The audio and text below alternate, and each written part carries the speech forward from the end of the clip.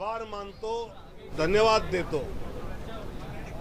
हा जो विजय महाराष्ट्रात झालाय, माननीय नरेंद्र मोदींच्या नेतृत्वाखाली एकनाथ शिंदेजी, देवेंद्रजी फडणवीस, अजितदादा पवार आणि रामदास आठवलेंचे RPI या सगळ्यांनी जे एकत्रित या राज्यात काम केलं आणि माझं तर स्पष्ट मत आहे की अप्रत्यक्ष लाभाचं राजकारण आणि प्रत्यक्ष लाभाचं राजकारण, इन्फ्रास्ट्रक्चर डेव्हलपमेंट, रस्ते, पाणी, वीज, वंदे भारत, मेट्रो म्हणजे अप्रत्यक्ष लाभाचं राजकारण आणि प्रत्यक्ष लाभाचं राजकारण म्हणजे लाडकी बहीण, शेतकरी सन्मान निधी, शून्य बिल, या दोन्हीचा बॅलन्स एकनाथजी शिंदे, देवेंद्रजी फडणवीस आणि अजितजी दादा। तो विनोद तावड़े यहां पर बीजेपी की इस मैसिव विक्ट्री पर बोलते हुए, लेकिन आप जल्दी से आपको आंकड़ों में झांकना पड़ेगा। इस जीत को, इस आंधी वाली जीत को अगर आपको और समझना है, इसका एनालिसिस करना है, तो आपको हमारे आंकड़े देखने पड़ेंगे। जल्दी से दिखाइए PCR, क्योंकि ये बहुत अहम आंकड़े हो जाएंगे आने वाले दिनों में। ऊपर जो टैली चल रही है, आखिर इसके पीछे क्या कारण है? 216 महायुति, 55 महाविकास आघाड़ी और 17 अदर्स। आप देखिए यहां पर 123 पर अकेले बीजेपी खड़ी है, 55 पर शिंदे गुट की शिवसेना खड़ी है और एनसीपी अजीत पवार 38 सीटों पर। तो यह बहुत अहम है। अब यहां पर यह जो सबसे अहम सवाल है कि क्या यहां पर महायुति में सीएम पद को लेकर एक राय है, क्योंकि अब तो शपथ ग्रहण का भी दिन की बात आ गई। लेकिन पहले ये देखिए, अब देखिए कुणबी बहुल सीट जितनी है, ओबीसी जो कुणबी जाति है वो 58 है। अब उसने कितना यहां पर दिया है महायुति को, कितना महाविकास आघाड़ी को? तो ये एक तरफा वोटिंग है ऐसा लगता है।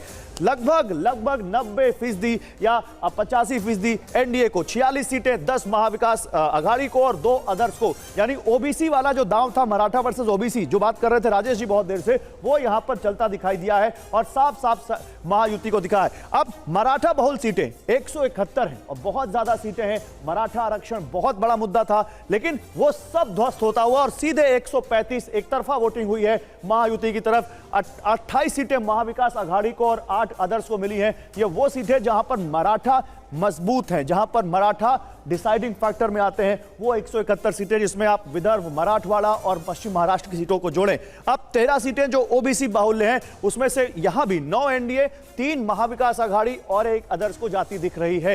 यानी हर तरफ हर वो नैरेटिव जो महायुति के खिलाफ जा सकता था, उसको ध्वस्त किया है इस टीम ने। और मुस्लिम बाहुल्य सीटें, ये बहुत हुआ है और ये नोमानी, सजाद नोमानी, उलेमा काउंसिल, वो लेटर वेटर सब आपने देखा इस चुनाव में। 39 मुस्लिम बाहुल्य सीटें, उसमें से भी 20 महायुति को जाती हुई। अब इन 20 सीटों पर बहुत विश्लेषण होगा। 13 महाविकास आघाड़ी को और 6 अदर्स को। यह बहुत अहम है, क्योंकि अगर महायुति की टिकट देखें तो मिलाकर 20 टिकट नहीं थी मुस्लिमों को, और उसमें भी 20 मुस्लिम बाहुल्य सीटें जीत ला रहे हैं। तो यह बहुत अहम है, यह देखना होगा। तो यह बहुत इंटरेस्टिंग फैक्टर है। उसके बाद अब देखिए एससी बाहुल्य सीटें 40 थी, 27 एनडीए को, 11 एमवीए को और 2 अदर्स को। यानी एससी दलित वोट भी खुलकर महाविकास आघाड़ी से ज्यादा महायुति को। और देखिए विनोद तावड़े एक बार फिर से सुन लेते हैं क्या कह रहे हैं।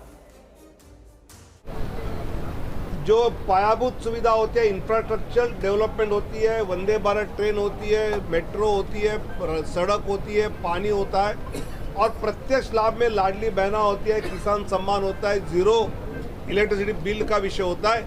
इसका एक बहुत सुरेख मिलाप एकनाथ जी शिंदे, देवेंद्र जी और अजीत दादा ने किया, और इसलिए जनता ने पूरा भरोसा रखा। साथ ही 2019 में माननीय शरद पवार साहब ने आदरणीय उद्धव जी को लेकर बीजेपी का अलायंस जो तोड़ा, वो माननीय बाला साहब ठाकरे जी के वोटर्स को पसंद नहीं आया।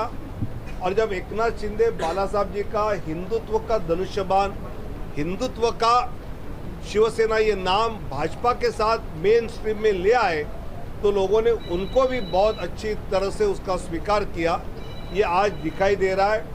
मुझे लगता है कि बिहार में 4 में से 4 जगहों पर एनडीए आगे है। उत्तर प्रदेश में 6 जगहों पर एनडीए आगे है। और राजस्थान में 4 जगह पर आगे है, तो देश में ये बता रहा है कि देश की जनता का फिर एक बार आदरणीय प्रधानमंत्री मोदी जी पर उन्होंने अपना विश्वास जताया है। आपका सवाल ये होगा कि मुख्यमंत्री किसका होगा, कौन होगा, तो एकनाथ शिंदे जी, देवेंद्र फडणवीस जी, अजित दादा पवार और भाजपा का केंद्रीय नेतृत्व साथ मिलकर इस विषय में निर्णय करेंगे और आपको बताएंगे।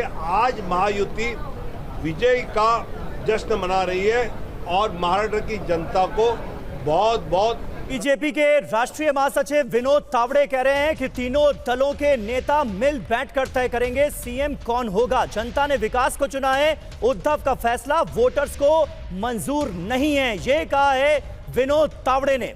और देखिए TV9 भारतवर्ष से बोले एकनाथ शिंदे के बेटे श्रीकांत, एकनाथ शिंदे को सीएम बनना चाहिए, ये कहा है। और दूसरी खबर ये कि अमित शाह ने एकनाथ शिंदे, अजित पवार और देवेंद्र फडणवीस से बात की है और उन्हें इस बम्पर जीत की बधाई दी है। ये बड़ी खबरें सामने आ रही हैं, लेकिन एकनाथ शिंदे के बेटे श्रीकांत जो कह रहे हैं वो अहम है। एकनाथ शिंदे की 2.5 साल की मेहनत का नतीजा है ये जीत, ये उन्होंने कहा है, सुनिए। हमारे साथ श्रीकांत सर, कितनी बड़ी उपलब्धि आपके लिए, व्यक्तिगत उपलब्धि? मैंने खुद देखा था कि कितनी रैलियां की, रात रात तक आप रैलियों में रहते थे। बहुत मेहनत माननीय मुख्यमंत्री एकनाथ जी शिंदे साहब ने किया है। गए 2.25 साल में जब से वो मुख्यमंत्री बने हैं, कड़ी मेहनत 18-18, 20-20 घंटे काम करने का एक रिकॉर्ड मुख्यमंत्री महोदय ने बनाया है। कभी महाराष्ट्र ने इतना काम करते हुए मुख्यमंत्री कभी देखा नहीं था जो शिंदे साहब ने किया। एक भी दिन छुट्टी नहीं ली और जिस तरीके से सिर्फ लोगों के लिए काम करते रहे, वो डेवलपमेंट हो या वेलफेयर स्कीम्स हो, पूरी ताकत से उन्होंने काम किया है।